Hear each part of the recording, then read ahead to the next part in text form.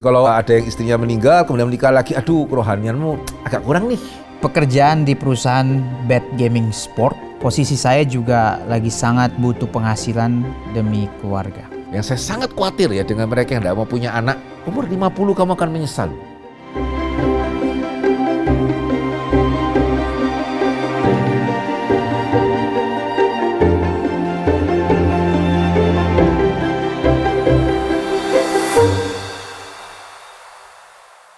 Selamat datang di Fokus Q&A, Fondasi Kekristenan untuk Semua. Program yang fasilitasi iman kita dalam mencari pengertian menuju orang Kristen yang dewasa. Saya Kies sebagai host dan di sini sudah hadir Pendeta Dr. Henry Ongkowijoyo, dosen perjanjian baru dari STT Reform Injili Internasional, yang akan meresponi pertanyaan-pertanyaan kita. Pak Henry, hari ini kita akan ada beberapa tema hari ini yang akan dijawab. Baik. Misalnya tentang bekerja di perusahaan gambling, hidup selibat, dan juga pernikahan dan pertanyaan-pertanyaan yang lain. Yang pertama Pak, saya dapat tawaran pekerjaan di perusahaan Bad Gaming Sport atau gambling sebagai customer retention, remote working. Apakah saya berdosa jika saya terima tawaran pekerjaan ini? Posisi saya juga lagi sangat butuh penghasilan demi keluarga. Iya, dengan berat hati ya saya harus mengatakan bahwa ini adalah bukan pekerjaan yang baik. Karena ya, even secara kita melihat secara general revelation saja ini merupakan suatu pekerjaan yang harusnya illegal ya setahu saya ya di Indonesia. Ya sehingga bahkan untuk standar minimum pun ini belum memenuhi. Ya agak berbeda dengan sedikit pada waktu kapan hari juga ada yang bertanya kalau perusahaan rokok bagaimana. At least perusahaan rokok itu legal di Indonesia ya, sementara gambling ini even secara legalitas pun sudah tidak. Dan yang kedua, apalagi kalau tadi kita memperhatikan jenis pekerjaannya ya sebagai customer retention, sejauh yang saya tahu adalah yang bertanggung jawab membuat bagaimana sekali yang judi harus judi terus ini. Ya itu namanya customer retention kan, sehingga bukan cuma sekedar dari perusahaannya itu sudah problematik ya, tapi jenis pekerjaannya sendiri juga problematik. Ya sehingga pada waktu kita menyadari apa itu pekerjaan ya, kita bagaimana boleh memberikan apa yang terbaik, ada nilai lebih. Ya saya tidak melihat sama sekali ada sesuatu hal yang baik di dalam pekerjaan ini. Tapi di sisi yang lain tadi juga dikatakan ada kebutuhan akan keuangan. Nah kalau saya boleh mengatakan yang pertama sejauh yang saya tahu juga gitu ya, mungkin untuk pastinya bisa tanya kepada ketua RT atau ketua RW, pemerintah sebetulnya mempunyai jaring pengaman sosial gitu ya, khususnya yang saya tahu kalau saudara tinggal di Jakarta. Ya jadi saudara bisa apply gitu ya, dan kemungkinan dapatnya itu sebetulnya cukup besar. Ya dan yang kedua, di mana di gereja saudara berada, coba bicara dengan gembalanya gitu ya. Saya harap ini yang bertanya menjadi anggota gereja ya, setia bergereja menjadi anggota gereja, dan harapan saya gereja ini juga bisa mempunyai pelayanan diakonia yang bisa mengcover untuk at least sekolah anak-anaknya. Pastinya juga ya, coba baik-baik di hadapan Tuhan bergumul, kiranya Tuhan pimpin untuk mendapatkan pekerjaan yang lebih baik. Tetapi kalau untuk yang gambling ini jangan, begitu ya. Lebih baik saudara minta kepada jaring pengaman atau jaring sosial dari pemerintah dan juga diakonia dari gereja untuk sementara waktu sebelum mendapatkan pekerjaan yang lebih baik. Saya teringat ada yang pernah bertanya juga, kalau tidak salah dia kerja di perusahaan minuman keras kalau tidak salah, tapi dia sebagai desain poster dan sebagainya. Nah dia bertanya kalau dia diminta, awalnya masih oke gitu normal, tapi sampai kepada dia diminta mendesain dengan perempuan-perempuan yang berbaju minim seperti itu, dia merasa terganggu begitu.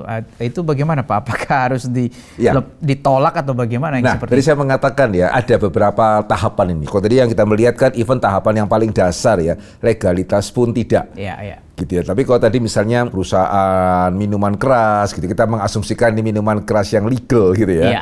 Maka untuk level pertama ini sudah memenuhi, tetapi tentunya ini bukan level satu-satunya ya. Itu kenapa tadi juga akan dilihat ini pekerjaannya apa ini. Yang problematik tadi kan bukan cuma perusahaannya problematik, pekerjaannya juga problematik sekali di mempertahankan orang supaya judi terus begitu ya. Nah, satu aspek lagi ya, ini bukan seluruh aspek ya, tapi satu aspek lagi selain aspek legalitas adalah aspek iman kita pribadi. Ya, ada orang yang fine-fine aja melihat wanita yang berpakaian minim gitu ya, tapi ada orang yang ya karena mungkin faktor masa lalu dan seterusnya, begitu melihat pemandangan seperti ini akan menjadi pergumulan yang besar. Nah ini juga bisa menjadi suatu pertimbangan ya, jadi kalau kita sudah tidak ada damai sejahtera ya di dalam perusahaan itu gitu ya, nah baiknya kita juga menggumulkan dan memikirkan pekerjaan yang lain. Ya karena saya rasa tidak baik ya, atau at least kita bisa bertanya, mencari hamba Tuhan ya sehingga bisa digali lebih lanjut begitu ya. Ini berkenaan dengan seprinsip apa ini ketidaksejahteraan,nya. Tapi kalau benar-benar ini sangat prinsipil sekali, saya tidak bisa cari pekerjaan yang lain gitu ya. Sehingga itu at least 2 dari beberapa kriteria yang lain untuk kita mencari pekerjaan. Saya dan keluarga ada mendapat kesempatan untuk pindah ke salah satu negara di barat. Anak saya umur 10, namun keputusan itu belum kami ambil. Sisi positif dari barat adalah sistem pendidikan yang lebih teratur dan level akademis yang lebih komprehensif. Dengan kami pindah ke sana, anak saya mungkin akan mendapat kesempatan lebih primer untuk melanjutkan pendidikan kuliah kelak di sana dengan penyesuaian yang lebih baik dibandingkan jika hanya lulus dari sini, dari Indonesia. Namun sisi kurangnya masyarakat barat sudah sekular dan termasuk ajaran LGBTQ dalam sekolah dan keseharian. Nah, saya sering dilema bahwa barat sepertinya ada gejala Sodom dan Gomora. Walau dalam konteks keseharian, timur juga tidak sepenuhnya imun terhadap kerusakan zaman. Tapi social normsnya masih ada semacam lapisan proteksi terhadap penyimpangan yang berlebihan, maksudnya di timur. Bagaimana kami harus menyikapi kondisi dunia seperti ini? Apakah education di barat kita abaikan saja dan pilih Asia saja? Atau cara menyikapi sesuai Alkitabnya seperti apa? Oke, baik. Ya, izinkan saya pertama-tama mengapresiasi ya. Ini baik sekali ya mempertimbangkan memilih pekerjaan tidak hanya dari uangnya saja, tapi juga cukup menyeluruh ya melihat bagaimana anak dan seterusnya. Saya mengapresiasi untuk pertimbangan yang sudah diberikan. Ya, saya setuju ya bahwa di tempat manapun di dunia ini hari ini ya seperti dikatakan ya nggak ada yang imun. Ya, tidak ada yang imun dari dosa, tidak ada yang imun dari godaan, dan ada tempat di mana kita tidak bisa atau anak kita tidak bisa jatuh ke dalam dosa. Ya, sekaligus saya setuju bahwa ya meskipun setiap tempat itu ada godaannya, tetapi memang tidak sama. Nah, dalam hal ini ya yang perlu diperhatikan selain kedua hal tadi ya, hal yang ketiga yang perlu dipertimbangkan adalah, nah kita mesti sadar ya kelemahan kita dan kelemahan anak kita itu juga bisa berbeda dari anak lain. Ya, ini terkait dengan jawaban yang pertama tadi tuh. Ya, kita perlu mengenal diri kita, ya kita perlu mengenal anak kita.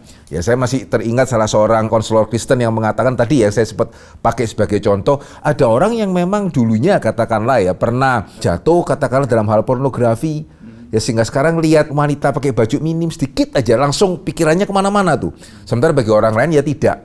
Sementara ada orang yang pernah jatuh di dalam kemabukan, ya sehingga lihat bir sedikit aja gitu ya, wah langsung itu sudah bergumul sekali. Sementara kita ya biasa aja sih gitu ya. Nah, ini kita perlu tahu. Dan khususnya juga untuk anak kita itu kira-kira kelemahannya bagaimana, selama 10 tahun ini karakteristiknya seperti apa gitu ya. Nah, itu kita perlu tahu. Dan yang terakhir kita juga perlu tahu sejauh mana ya kita itu telah dan sanggup untuk memperlengkapi anak.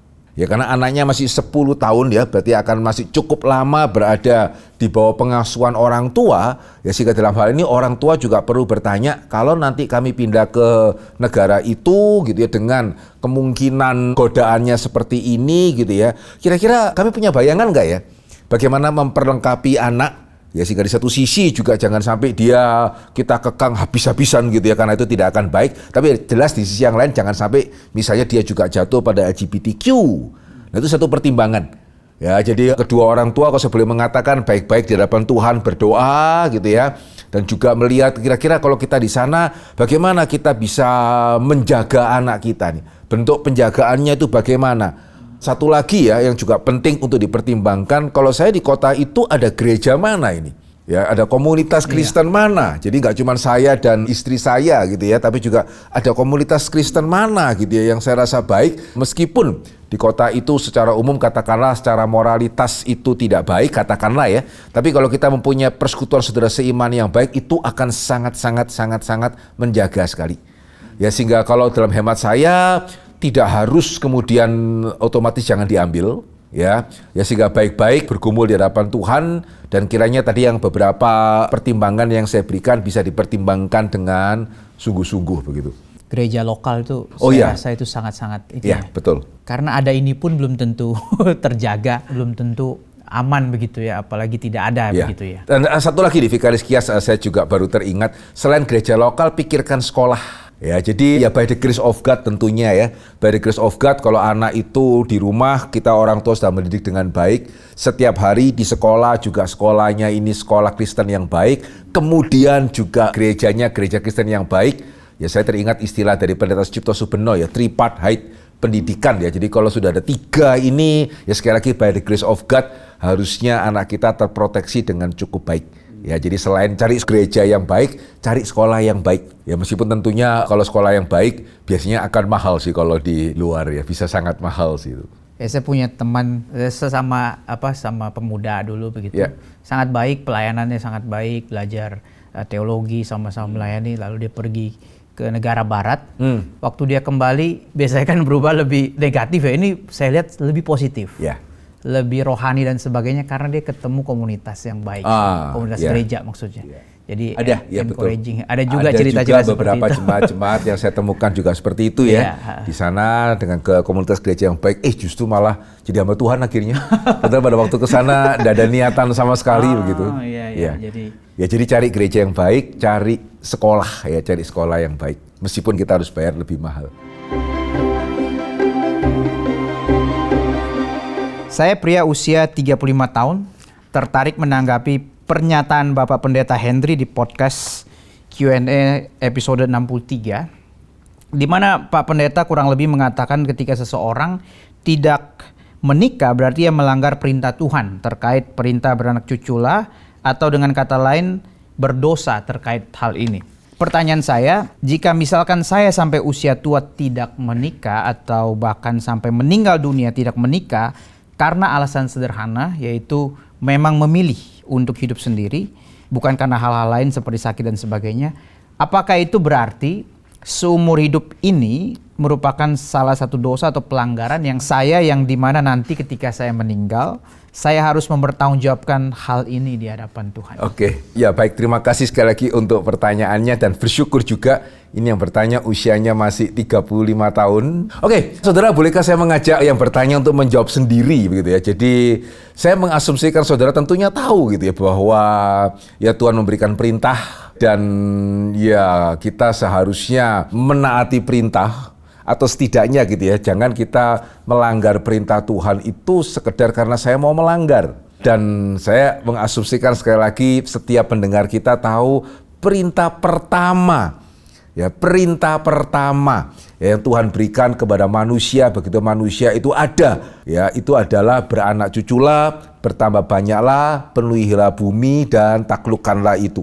Sehingga dari perintah ini kita melihat memang di satu sisi itu tidak berhenti pada beranak cuculah, ada taklukkanlah bumi.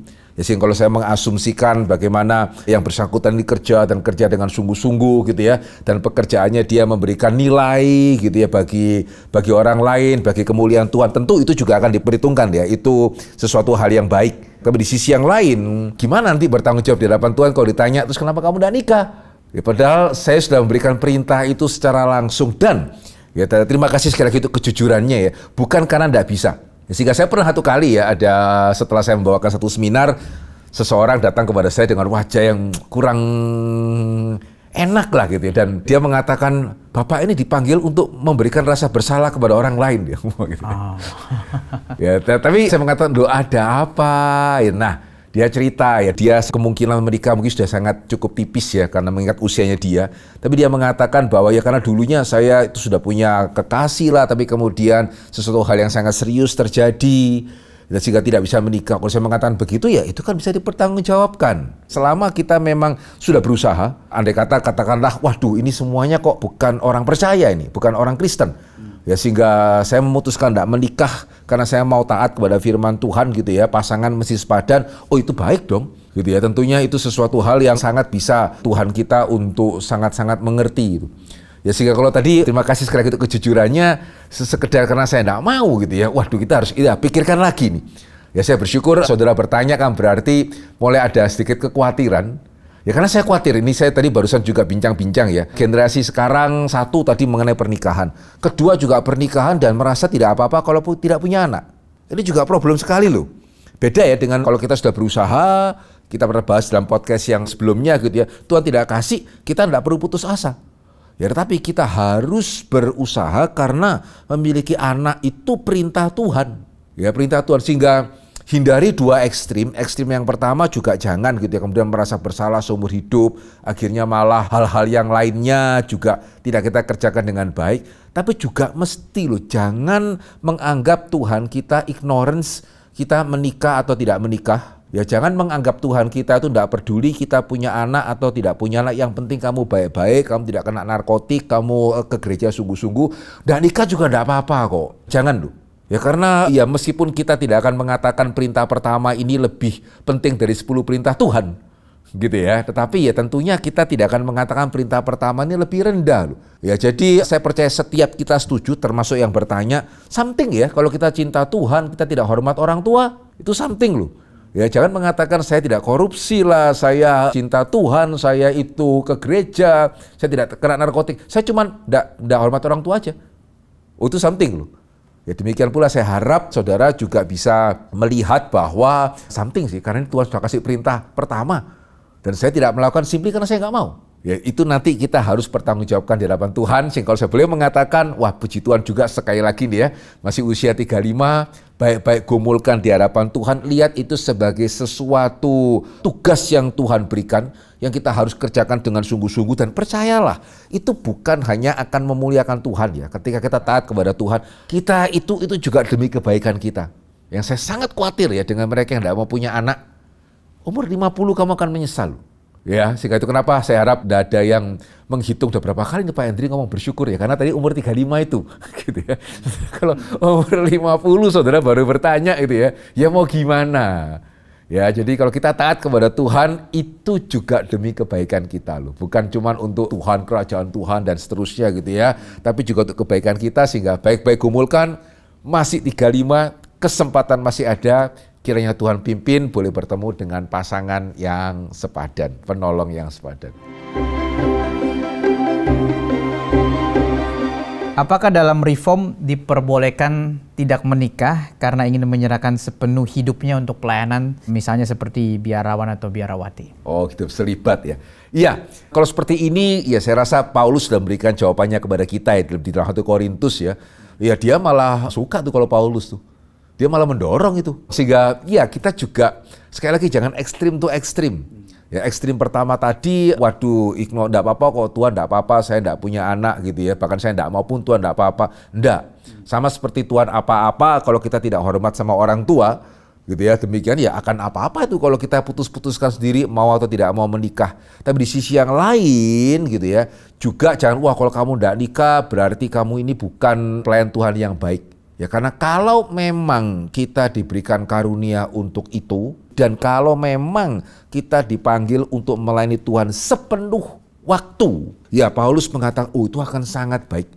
Karena kembali kepada jawaban saya tadi ya, perintah Tuhan itu bukan sebatas melahirkan anak sudah, penuhilah bumi, ya taklukkanlah itu. Ya sehingga orang-orang seperti, kalau di zaman kita sekarang seperti John Stott misalnya, itu kan tidak menikah gitu ya.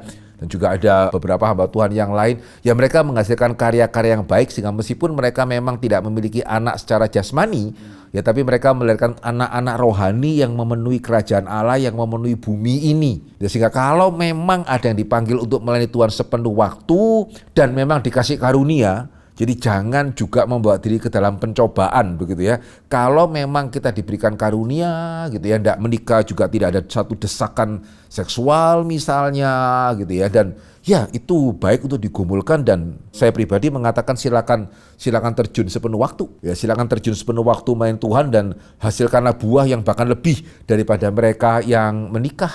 Gitu ya, itu sesuatu hal yang baik kalau memang dipanggil dan memang mempunyai karunia untuk hidup selibat. Saya mau tanya pendapat Pak Henry, kan ada hamba Tuhan ya umumnya kalau dalam Protestan menikah ya, tapi ada juga kita memungkinkan yang selibat juga menjadi hamba Tuhan misalnya dalam gereja kita misalnya. Nah kira-kira apa perbedaan dua orang ini, misalnya apakah dalam tema-tema tertentu yang saat misalnya tema keluarga lah katakanlah gitu, apakah pendeta yang menikah bisa lebih menjawab pertanyaan-pertanyaan seputar keluarga, dan yang tidak menikah lebih no idea gitu atau hanya teori bagaimana? Ya, oke, terima kasih. Pertanyaan sangat baik. Iya, saya ini mengingatkan saya dulu saya pernah punya jemaat gitu ya. Terus pada waktu dia punya anak yang kedua, saya coba kasih beberapa nasihat gitu ya. Jangan sampai nanti anaknya pilih kasih lah dan seterusnya. Kemudian dia mengajukan sebuah pertanyaan. Saya nggak tahu maksudnya dia apa sih. Mungkin juga nggak ada maksud apa-apa ya. Pak Henry anaknya berapa? 1.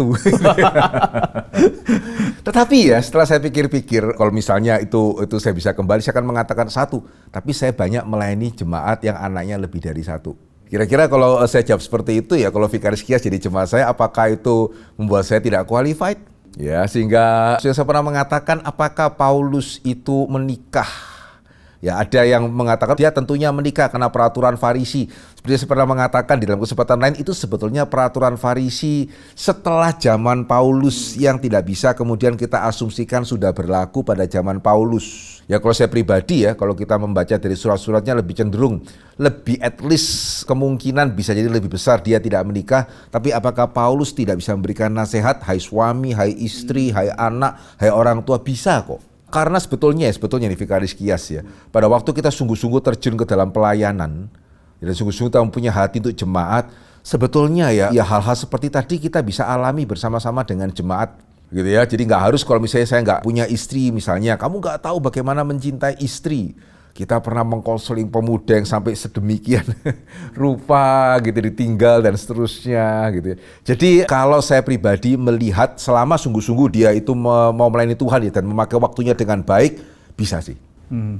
Gitu, karena banyak kesempatan untuk dia belajar yang kalau kita sudah berkeluarga sulit, karena kita bagaimanapun harus membagi waktu dengan keluarga, istri dan anak-anak kita begitu. Ada pasutri beragama Kristen, ketika suami meninggal, si istri berkata kepada keluarga suami bahwa bila kelak ia meninggal, ia mau dikubur di liang lahat yang sama di mana suami dikubur, atau siangkong. Namun 12 tahun kemudian si istri berencana akan menikah lagi. Pertanyaannya, apakah si istri harus memenuhi janji siangkong itu? Bagaimana ia harus menerangkan kepada pihak keluarga almarhum suami? Oke, ya, terima kasih untuk pertanyaannya. Ya, kalau kita kembali kepada firman Tuhan, ya harusnya kan firman Tuhan jelas mengatakan kita terikat kepada pasangan kita sampai entah pasangan atau kita meninggal dunia. Ya, jadi ketika ada pasangan meninggal dunia, nah sejauh mana juga gereja mesti melihat ya, benar-benar itu tidak terikat itu pasangannya. It's okay. Bahkan Paulus mengatakan kalau misalnya itu yang ditinggal itu masih muda, justru dorong dia untuk bisa menikah untuk kedua kali. Ya, sehingga jangan juga gereja mempunyai satu kesan yang kadang-kadang saya merasakan itu ya, entah benar entah tidak ya. Kalau kamu rohani ya cuma satu. Ya, jadi kalau ada yang istrinya meninggal kemudian menikah lagi, aduh kerohanianmu agak kurang nih. Tidak pernah penyampaian secara eksplisit memang, tetapi agak ada kurang setia lah atau bagaimana gitu ya. Tidak loh. Bahkan gereja perlu juga berbicara kepada anak-anaknya, yang mempersiapkan anak-anaknya gitu ya. Kalau nanti papamu atau mamamu misalnya mencari suami itu baik gitu ya, mesti siap dan seterusnya. Ya tentunya kita mengasumsikan ya ketika mencari pasangan yang baru semuanya tidak ada yang melanggar kebenaran firman Tuhan begitu ya. Ya, jadi karena Alkitab jelas mengatakan ya, dan dicerminkan juga di dalam pemberkatan pernikahan, segala sesuatu yang kita janji itu sampai kematian memisahkan. Gitu ya. Tidak pernah kita berjanji setia untuk selama-lamanya, itu tidak patut karena itu melampaui kekuatan kita. Ya, jadi sebetulnya begitu pasangan kita meninggal, kita bebas. Ya, kita boleh mencari pasangan, sekali lagi tentunya mencari pasangan yang sesuai dengan apa yang Tuhan kehendaki. Nah, cuman ini masalahnya dia sudah janji ya. Ya. Sudah janji untuk dimakamkan bersama-sama. Nah, berbicara mengenai janji, tentunya ya harusnya setiap kita mengamini, ya sebisa mungkin kita harus tepati. Tetapi realita dunia berdosa ya, kadang-kadang kita bisa membuat janji yang tidak wise, atau juga kita mungkin kurang wise pada waktu membuat janji itu, ya tidak berpikir terlalu jauh, ya membuat janji yang sebetulnya tidak perlu dibuat gitu ya. Ada janji yang perlu dibuat ya, saya beli rumah gitu ya, saya tekan kredit, saya janji bayar, aduh saya kurang wise nih, ternyata saya kurang hitung baik-baik, oh ya itu urusan lain. Karena ini janji yang harus dibuat ya, kita beli gitu ya, kita ya tidak bisa tidak untuk menepati janji. Ya, tapi ada janji seperti kalau dalam Alkitab yang sampai hari ini masih jadi perbincangan atau perdebatan Yefta misalnya. Nah, kalau dia malah sampai bersumpah ya, mempersembahkan yang pertama kali keluar, aduh anaknya yang keluar ini. Ini gimana? Sampai sekarang itu masih perdebatan sih. Itu benar enggak nih diteruskan atau tidak gitu ya. Ya sehingga ya di dalam hidup kita kadang-kadang kita bisa membuat janji yang tidak tepat atau kurang wise lah, kurang bijaksana.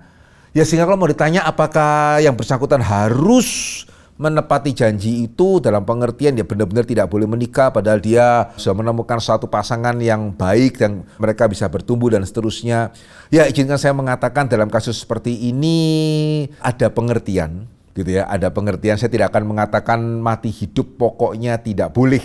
Ya, saya tidak akan mengatakan seperti itu. Nah, kalau saya boleh memberikan nasihat-nasihat praktis, coba bicara dengan pihak keluarga. Ya, say sorry kalau tidak bisa menepati, jelaskan baik-baik dan ya diharapkan keluarga dari pihak suami itu bisa mengerti. Saya tidak tahu ya apakah ketika janji itu dibuat keluarga suaminya apakah Kristen atau tidak.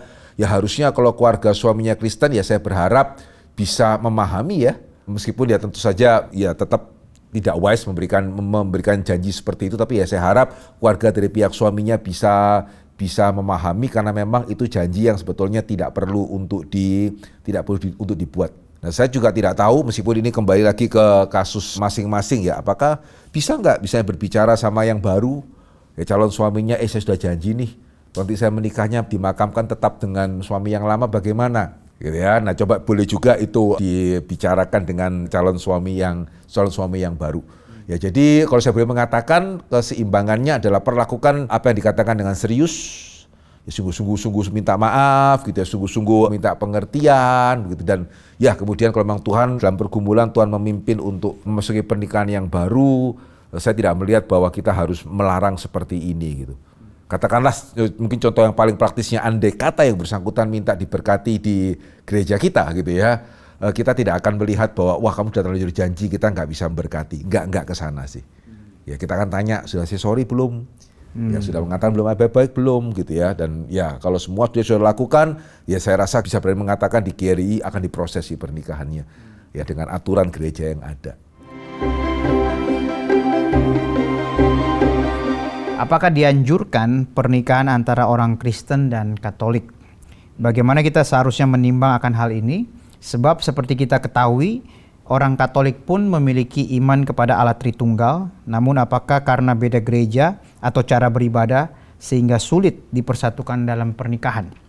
Apakah kita seharusnya menerima jika sudah merasa cocok dengan calon laki-laki yang Katolik secara karakter, tujuan hidup, keluarga, meskipun ia keke tidak mau pindah ke Kristen, atau seharusnya melihat ini sebagai tanda bahwa dia bukan jodoh yang diberikan Tuhan kepada kita? Terkait hal ini juga saya ingin bertanya juga sebagai orang Kristen, apakah kita bisa menerima konsep the one untuk setiap orang yang sudah ditentukan oleh Tuhan, jodoh kita pasti itu, atau sebenarnya ada kebebasan untuk kita memilih dan beberapa pilihan yang Tuhan taruh di dalam hidup kita? Ya. Saya jawab yang kedua dulu ya, yang sifatnya lebih umum ya.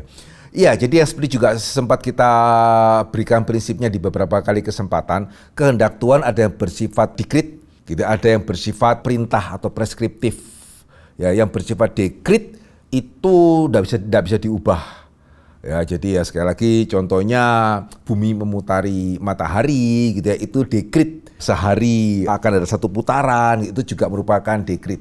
Nah, berkenaan dengan pernikahan termasuk yang mana? Sementara preskriptif ya hormatilah orang tuamu, misalnya itu termasuk perintah yang bisa dilanggar tapi kita harus bertanggung jawab. Nah, berkenaan dengan pernikahan termasuk yang mana? Nah, di sini bisa jadi ada dua kemungkinan. Jadi kalau kita berbicara mengenai pernikahan yang sangat terkait dengan garis keselamatan ya, Yusuf dengan Maria itu dekrit. Ya, itu tidak bisa lari ya gitu ya. Jadi ya Yusuf dengan Maria sehingga pada waktu Yusuf mau menceraikan ya malaikat turun itu gitu ya. Nggak ya gitu ya sambil menjelaskan. Ya itu bersifat dekrit ya karena itu sangat-sangat berkenaan dengan sejarah keselamatan. Ya, jadi kalau berkenaan dengan sejarah keselamatan kita melihat Tuhan menetapkan dan ya itu tuh ya sehingga kalau di dalam perjanjian lama kita melihat bagaimana banyak Tuhan memakai sumur gitu ya untuk menunjukkan ini dengan yang ini gitu ya.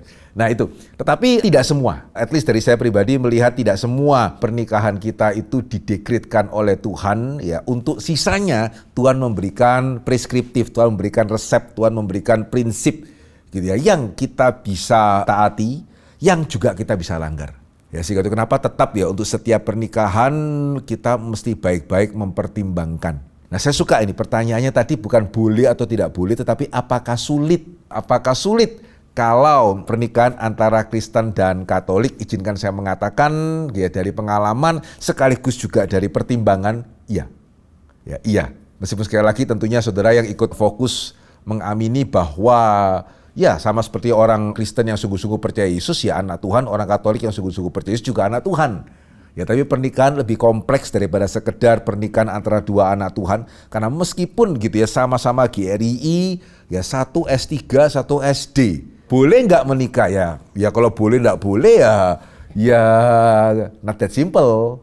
Sepadan tidak, kamu menikah untuk apa gitu ya? Bisa kemudian bertumbuh bersama-sama atau tidak kalau jaraknya sebesar itu gitu. Nah, jika saya mengatakan bahwa perbedaan gereja ya, perbedaan tempat ibadah tidak lebih kecil daripada perbedaan secara pendidikan atau tingkat ekonomi, gitu ya, tidak. Sehingga kalau pertanyaannya apakah akan sulit ya kalau kemudian saya menikah dan suami saya kebaktian di Katolik, saya di Kristen atau suami saya di Kristen, saya di Katolik, iya, gitu ya, iya. Kecuali dua-dua tidak menganggap penting. Gitu ya, kecuali dua-dua tidak menganggap penting kerohanian, tapi itu akan membawa kesulitan yang lain. Ya karena kita percaya kerohanian itu tidak hanya berhenti pada kerohanian ya, bagaimana kerohanian keluarga akan mempengaruhi segala-galanya berkenaan dengan keluarga itu. Ya jadi kalau dua orang yang tidak menganggap penting mengenai kerohanian, kita sepakat deh, dua-dua dosa ke gereja, Natal aja. Ya enggak sulit, tetapi ya akan menimbulkan lebih banyak kesulitan yang lain. Tetapi ya saya mengasumsikan karena sekali lagi kalau ini sampai bertanya ya, berarti kan dianggap serius. Nah berarti kalau saudara serius dan apalagi pasangan saudara juga serius, kekeh saya di Katolik, jangan. Ya jadi at least sebaiknya jangan, siapa saya memerintah saudara ya. Tetapi sebaiknya itu jangan. Ya karena ya kalau dua-dua sangat menganggap serius imannya ya akan sulit. Ya karena memang iman kepada Yesus itu yang terpenting, tetapi ibadah merupakan pernyataan iman yang ya salah satu yang paling esensial dan yang paling regular. Bagaimana kita bisa bertumbuh bersama-sama kalau kita kebaktiannya lain, mendengarkan firman yang berbeda, meskipun ya dua-dua pasti mengatakan percayalah kepada Yesus. Tapi yang satu mengatakan ekspresikanlah seperti ini, yang satu mengatakan ekspresikanlah seperti itu, bukan saling melengkapi ya. Loh kok berbeda ini bagaimana? Gitu ya, karena dalam satu keluarga tidak bisa, oh ya saya ekspresikan gini, kamu ekspresikan begitu. Kalau punya anak seperti apa gitu. Ya sehingga ya sangat sulit. Ya sangat sulit, sehingga kalau saya boleh mengatakan, andai kata ditanya terus berarti gimana Pak, putus saja kah? Ya saya bisa mengatakan yang pertama adalah dua-dua mesti menyadari ini penting, ini serius. Sehingga dua kemungkinan. Yang pertama adalah kalau memang dua-dua itu tidak mau, ya langsung putus. Ya, atau kedua pasangan bisa sepakat kita ambil satu waktu yuk. Saya coba ke tempatmu misalnya, kamu coba ke tempatku. Nanti kita akan gumulkan baik-baik bagaimana pimpinan Tuhan. Setelah itu, setelah jangka waktu ini kita lihat ya, kalau setelah jangka waktu ini beneran saya tidak bisa loh ke tempatmu gitu. Dan kamu juga tidak bisa ini ke tempatku. Ya jangan. Dan kalau saya satu lagi ya, jangan berlarut-larut. Jadi kalau mau misalnya menentukan waktu, saya rasa harusnya setengah tahun itu sudah cukup, setahun paling lama ya, karena khususnya lebih kasihan dengan yang wanita dan juga tidak bagus sih. Segala hal yang berlarut-larut itu tidak bagus. Sehingga tentukan jangka waktu, baik-baik kumpulkan di hadapan Tuhan gitu ya. Kalau perlu seminggu mungkin 2 kali beribadah, dan setelah itu lihat bagaimana Tuhan pimpinan. Kalau sampai setengah tahun ternyata memang masih tidak bisa, berbeda. Kalau saya boleh menyarankan, sudah itu harusnya sudah pertimbangan yang cukup untuk tidak meneruskan.